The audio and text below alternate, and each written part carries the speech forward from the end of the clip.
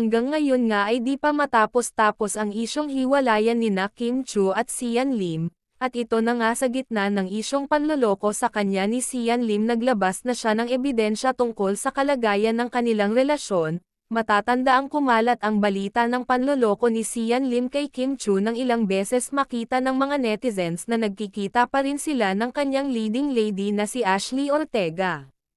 Kahit tapos na ang taping ng kanilang teleserye na Hearts on Ice, kahit pa nagbigay na ng pahayag sina Ashley Ortega at Sian Lim na wala talaga namamagitan sa kanilang dalawa, marami pa rin sa mga netizens ang hindi naniniwala at baka katulad rin daw ng iba na in denial pa sa una tapos bandang huli sila na pala. Ngunit kailan lanang ay nagbahagi si Kim Chu ng ginawang panloloko sa kanya ni Sian